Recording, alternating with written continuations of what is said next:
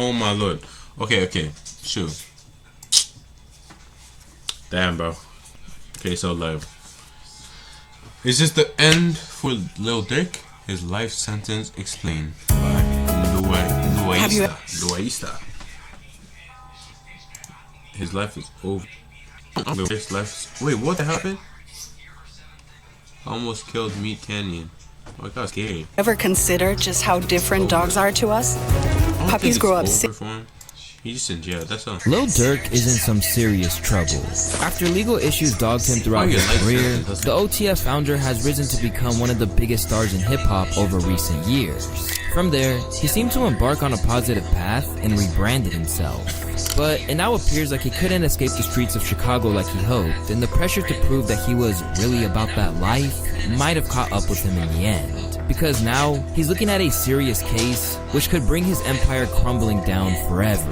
It's your boy Luesta, and this is Lil Durk's road to a life sentence. In recent years, it seemed like Lil Durk had really turned a corner in his personal and professional life.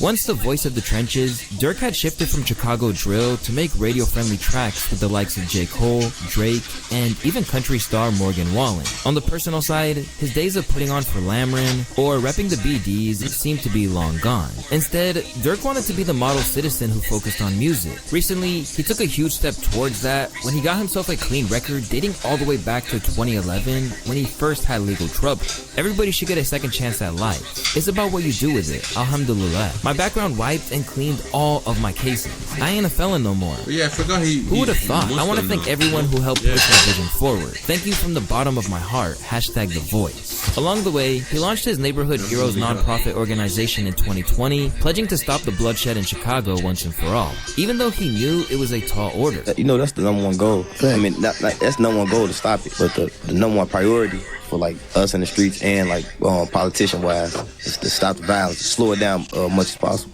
and then start with everybody like just coming together. But like I say, it's hard because you probably got him over here thinking he that, but his young niggas don't even respect him. So even if he be like, when let's come together, they looking at his ass like, the fuck on. What you thinking? As Durk continued to mature, he got increasingly open about his own issues. Earlier this year, he revealed that he was just back from rehab in an effort to not only cure his addiction to Xanax and codeine, but also to become an example for those who looked up to him. I want to embrace it, you know what I'm saying, because it helped me a lot. So I want people to not run from it or be shy from it. Changed his life, but like low key, he, probably you had to go back into it just for his friends or some shit. I don't know. I've not watched this. I don't know anything about it. I just saw Lil Durkio in jail. It was tough at first, but it ain't that tough because I really knew what I wanted. You know what I'm saying? I knew what was holding me back. I wanted better. You know what I'm saying? I want to be a better man, a better father, a better leader. Thinking clear. You know what I'm saying? And see, my main goal is peace. You know what I'm saying? Being with the family.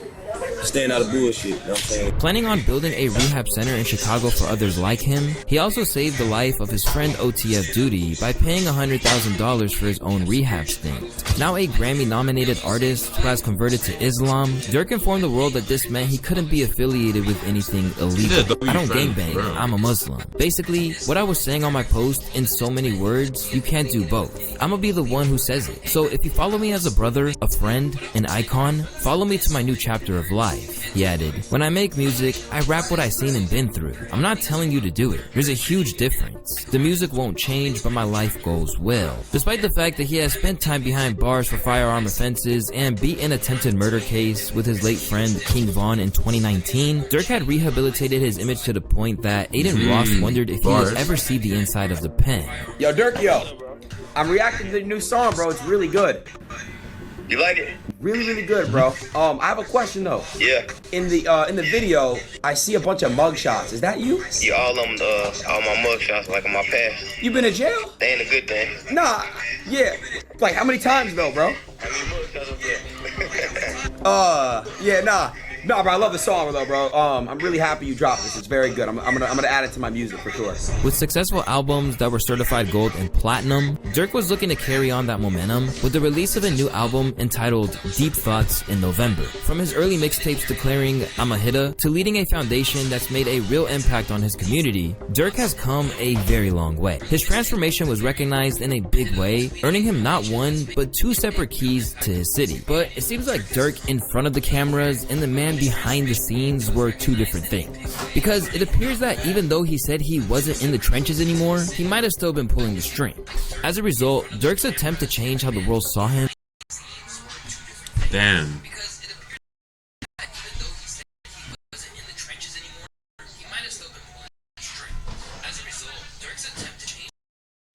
It feels like, why does it feel like one of those mafia bosses? They talk about they leave it, but secretly they're still in there doing, controlling everything, but like from like a side man. Him only increased the shock when the news broke that he had been snatched up on some seriously heavy charges. In there, they speak to who runs it for them. What? It kind of sounds like. It's like I took some, there's barely anything left, and I didn't want to be weird. I just.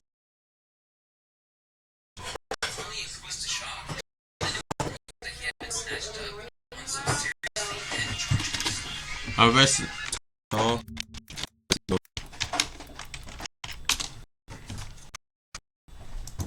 So like. I said. Damn.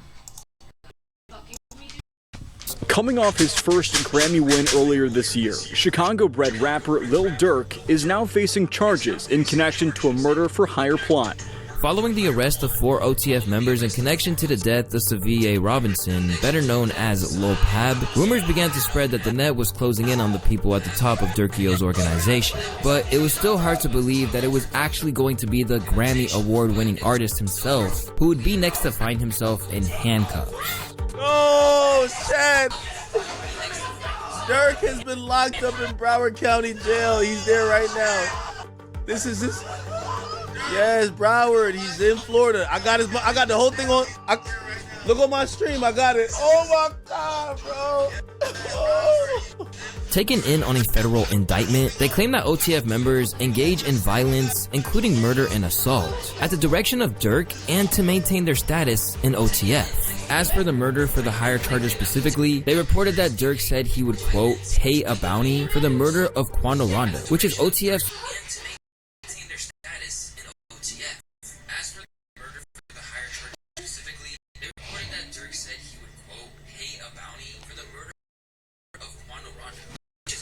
Oh shoot! Okay, wasn't Quando Rondo basically one of the people who was involved in fucking what's his name? King Von's death? Him and NBA Youngboy. And Quando Rondo was low-key his friend. They were friends with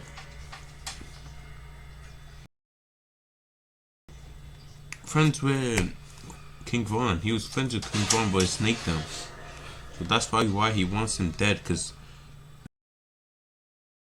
the guy snaked him. Why you snake your friend? Just to give him up to a nigga who I wouldn't say doesn't fuck with you, right? Hey yo, what the fuck? The hell type of zest? Yes. Yo. Whatever daddy wants. Daddy gets. Whatever daddy wants. Daddy gets. Whatever daddy wants. From the screen to the ring to the pen to the king, man.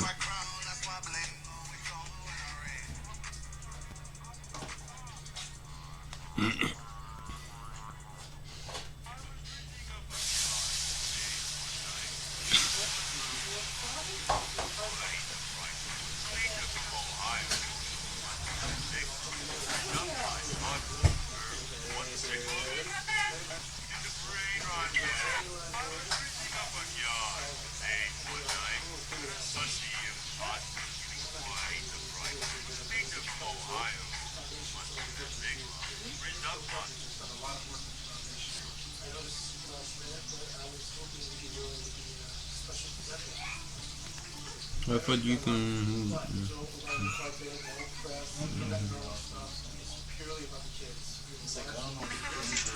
First time cooking? What the hell? Freaky ass shit, bro. Go through the old lines, make it easy. Go through the.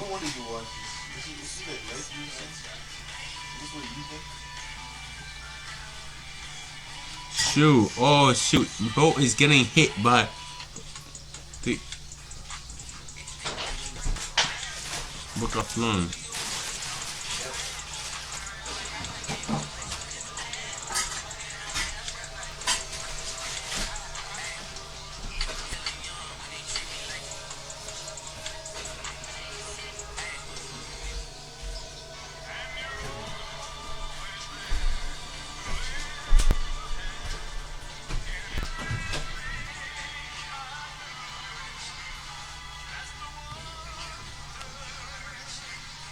Longtime enemy whose crew killed King Von after an altercation outside of a hookah lounge in Atlanta. From there, a plot came together with Durk allegedly telling his association via text message, "Don't book no flights under no names involved with me." The accused OTF members such as OTF Didi, Vonnie, and 072 Boogie headed to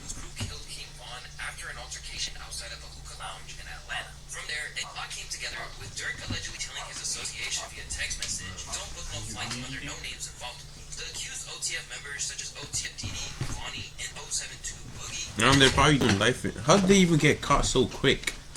At least wear masks, you know. Wear gloves too.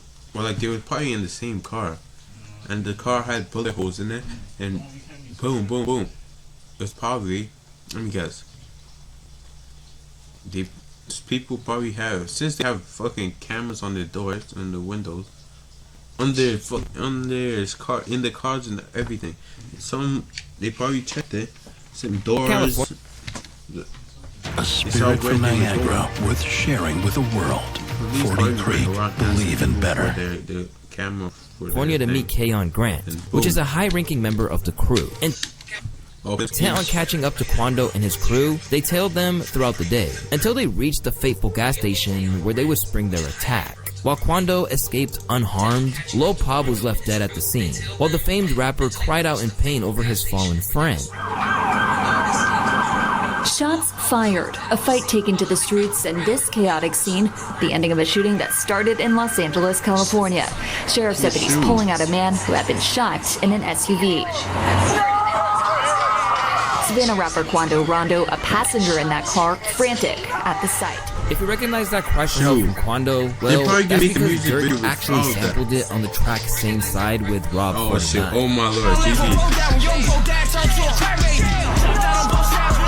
From there, the assassins headed to In-N-Out to discuss money before heading back to Chicago. With the alleged killers behind bars, Durk realized that the net was closing in and was reportedly trying to book flights to Dubai and Switzerland out of Florida, but was apprehended before he could board them. With the flights purchased by OTF associated credit cards, it was alleged that an informant's recordings played key roles in linking banks to the murder for hire plan, including Durk supposedly offering music industry opportunities and cash rewards in exchange for the killing of Quando Rondo. For a lot of people, the news that Durk had got himself jammed up in a case like this after apparently churning a new life would be hard to comprehend. But if you've really been paying attention, then you would know that Durk has left a few little breadcrumbs hinting at his involvement in something like this. Ever since the passing of his close friend and leading OTF signee, Durk has been told by Chiracology Redditors, who've likely never even held a gun, that he had to quote-unquote slide for Vaughn. This is an issue I covered at length in an entire video which explained exactly why he shouldn't be getting involved in revenge plots.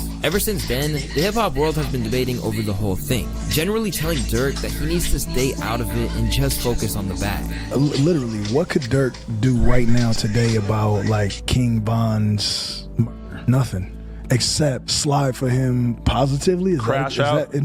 Should Lil Durk grab his Draco and just go, I don't know, shoot some niggas up that he felt like are responsible or had anything to do with, with Von's death? Should he go do that today? But while Quando Rondo remains alive and well, it seemed like Durk may have been more rattled by the comments than he acted, and set out a plan to get his revenge. At times, even openly alluding to the death of Lil Pop in a way that prosecutors are likely to construe as him taking responsibility for the killing.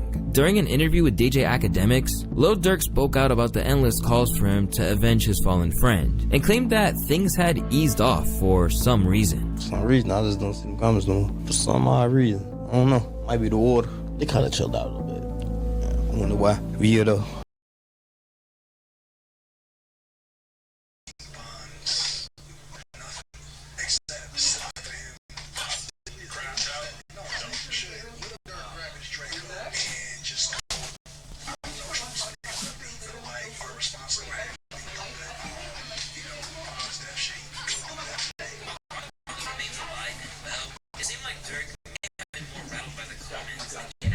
Who caused it, and would you not take action?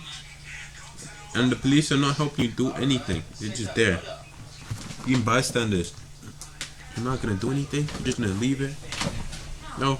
Rest in peace. You're gonna put a fucking RIP in your Instagram, fly away, whatever. With different in Iraq. Like, speaking of parables, I'm trying like the code of the loop. This was around the time that he popped up on Nardo Wick's Who Want the Smoke, where he spit, "They be on my page saying Sly for Vaughn. I know they trolling me. Outside with y'all big homie, Beyond. I keep them folks with me. Got it back in blood, y'all just don't know. That's how it's supposed to be."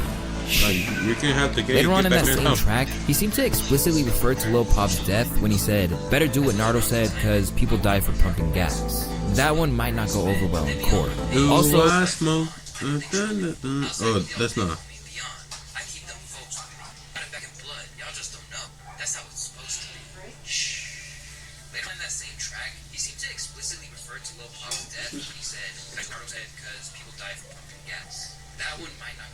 Yeah, exactly. There's the incriminating comments from one of Durk's LA associates, Brick Baby. In a recent interview, the rapper who's been spotted in the studio with Durk essentially seemed to dry snitch, stirring up even more controversy. It's Sly for Vaughn, right? Yeah. They say you can't say that no more. Why? Oh, yeah, because of... Wait, no. Like, who died? You can't say that no more. Oh, because of FBG Cash? Or who? Nah, because Lil Pop. Oh... What's that? But I'm just saying, they just say you can't say that no more. That's the new term, like no more Sly for Vaughn. Because of Lil Pop. Now, after that... Looking back, this was a direct violation of how Durk liked to conduct his business. Because if he was more driven by clout, he would have been all over the internet mocking Quantum. Instead, he kept it in the strange blurred lines between reality and fiction that hip-hop represents, where artistic expression and confession are hard to really define. The goal is not to go to jail, so y'all will never see me do tough shit on here to look street. I am the streets. As Lil Pop's death entered the rearview mirror, and his family tried to pick up the pieces like Vaughn's before him, Durk continued to publicly renounce the street life. "I'm going to start by getting the city together," he told Rolling Stone at the time, "to do my part to slow down the violence. Even if you do 99% of shit right, you still got 1% of the demons with you. You get angry fast, and one reply can fuck up $8 billion. That's why I'm not saying names no more in my music. I ain't speaking on the dead no more. None of that. I'm not chasing death no more. I'm chasing $8 billion. I want our kids to grow up safe and sound, to be able to have fun, to have a real life." Intent on acting like the street life was behind him, Durk continued to act like a role model in the public eye. But it's fair to say that he still adhered to elements of street code. For one thing, he had a vocal hatred of informants. Not only that, he claimed that he had an ability to sniff out a rat from a mile away, just like he did.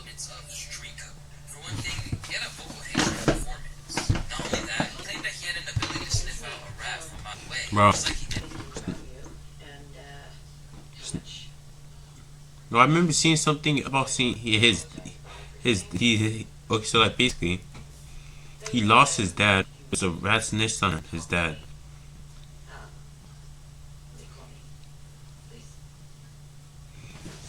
So that's probably why he doesn't like rats.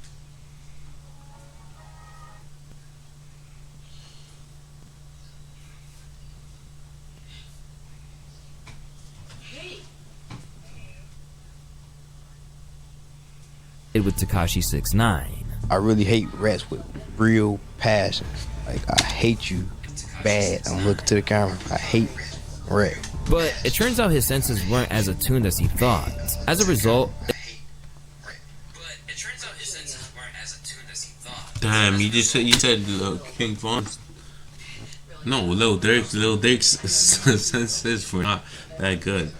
He couldn't sniff a rat while he was. It appears he might wind up fulfilling the prophecy he delivered on Redman. Despite Durk claiming that he could still smell a snitch a mile away, the truth was that he appears to have had a few in his camp, and now it came back to bite him. Lil Durk been picked up by the feds. I don't know if he been charged with nothing, probably questioning and put in OTF and a lot of things. But I heard somebody named OTF Jam. That's why you can't put your trust. Why you can't put your trust in that anybody, bro. Don't tell them shit. Even though they're your close friends, don't put no trust in them.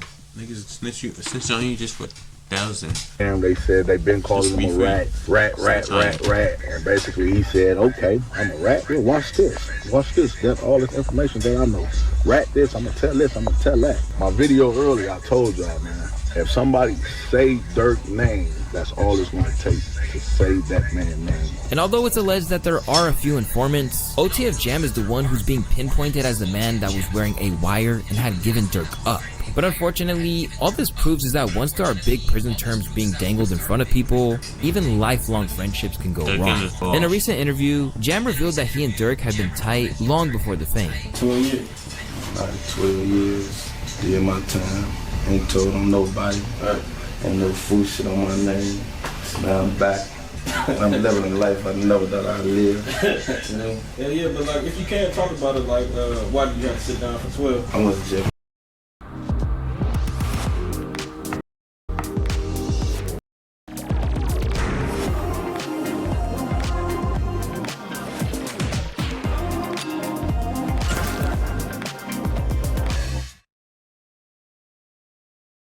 It was more than that, but shit, that's what I did my time for. Like, how did you even get linked in with this OTF period? This ain't no people I met. I knew them, like I'm saying, this was before jail. I know Durk was rapping, he had that, he came out there. After he came out from serving a 12-year bid, Durk took care of him, providing his friend and ally with $50K in cash, a car, and even a home. Bro, like, I remember when the money wasn't there, was me see.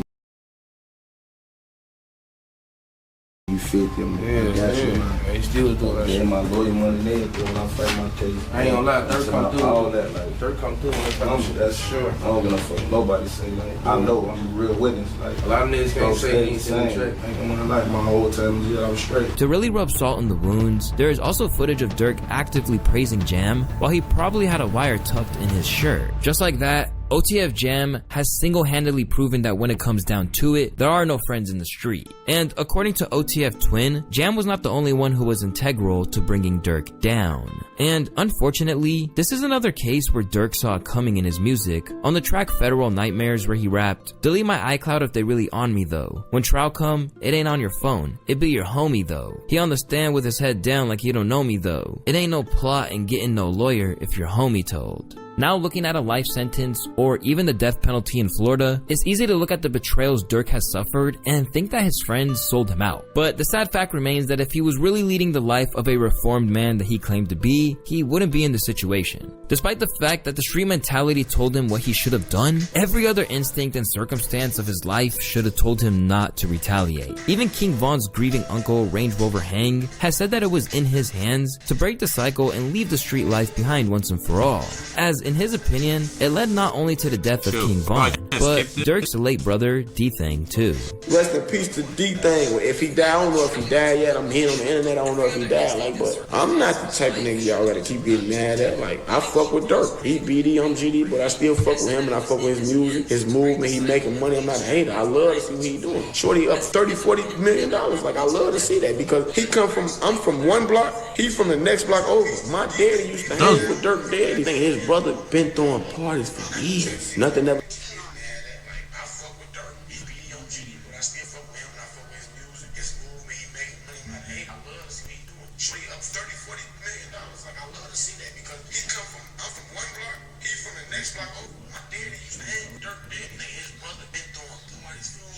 Wait, is it the same D thing? Or different one? Teeth.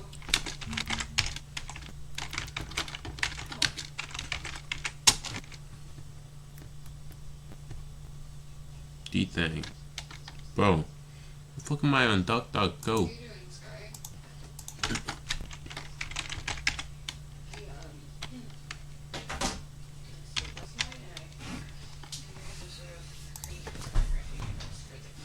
What happened to D-Thing? Something just happened to him now because Durk said he was sending names and songs. Really, you in a position to empower Chicago to make us a better city. You should be like, man, I ain't know none of that no more. The advice didn't just come from inside Chicago either. During an appearance on $1 Million of Game, Wallow openly pleaded with Durk to refrain from doing anything rash to get back at Rondo and his crew. To start, he shared a personal anecdote about his own moral dilemma that threatened to consume him. The living conditions, nigga, you big, that's not you. You're not what you're going through, so just hold on and keep going. I'm telling you, man, I can name 20, 30 niggas and my homies is dead. I'm here, though, and I'm gonna say some shit that, like, this is documented. You know, I gotta... Now this shit, like, man, that's low-key sad. Bro, every of this nigga's friends are gone, and he's the only one standing. Just like an enemy, bro. That's what it feels like, an enemy. Your mans are gone. The TED Talk, I forgave my brother's killer, and I'm saying it to say this. Nigga that killed my brother, my brother died in my grandma's arms at the house. We grew up there. He shot my brother, he ran to the house. He died in Nanny Hunt when she opened the door. So I'm telling you, this some real shit, man. But rather than heed the warnings of people like Wallow, Durk allegedly decided to tap into his old ways. And because of this, people like Charleston White feel that he made his bed. And if he's not careful, he might die in it. Now your favorite rapper go to jail and look like he got a no bond like me. That boy got a federal no. I bet that nigga asshole done closed up. He got a burp to pass there. He can't even fart out his ass. I know the feeling. Boy, they get your ass and they put a hole on you. Now look, y'all favorite rapper, what do he call himself? The Boy. He got an album coming out. Won't be no album release party. Oh my goodness. No, them boys, man, the money gone. Ooh-wee. In one moment where your emotions override your best intentions, your whole life can change. And unfortunately, it's looking like that might lead Durk to no longer spend his nights in penthouses, but penitentiaries instead. Since his early days, Durk was intent on making it as a rapper. So even when his friends were in the streets, the music remained his focus. What was your prior relationship with Durk though? Like, how'd you guys become cool, and how'd you guys become so close? We off the block. He's just like how we is, where we from. We all real close, like, you see what I'm saying? So it's just one of the guys. He just happened to be rapping. He figured out what he want to do. Everybody else as a whole, I'm gonna say as a whole, we don't know what we want to do. Well, at the time, I ain't know what I want to do.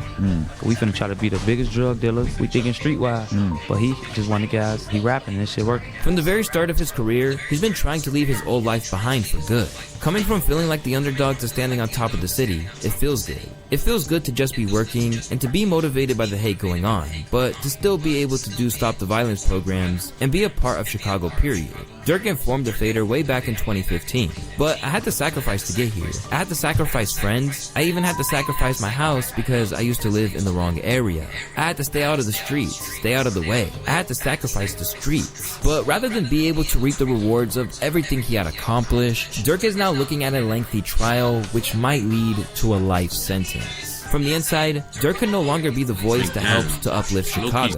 Instead, he's just gonna be a cautionary tale of what happens when that city and its street warfare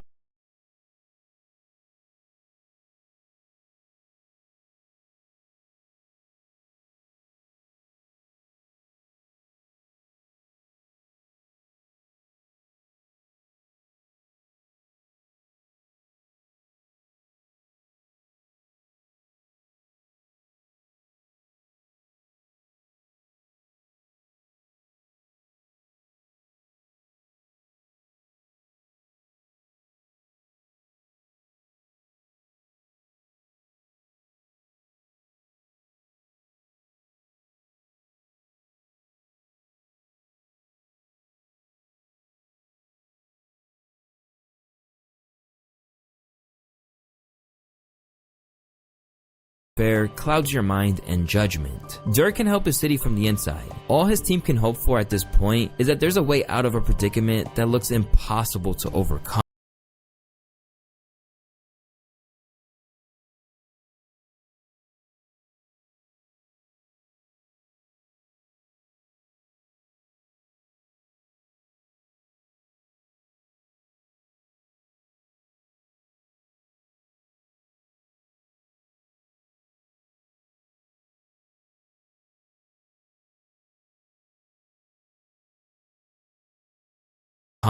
As always, it's your boy Luesta, and I want to thank you all for watching today's video. We worked really hard to get this out fast enough for you guys, so I hope you appreciate it. If you do, you know, drop a like, hit subscribe.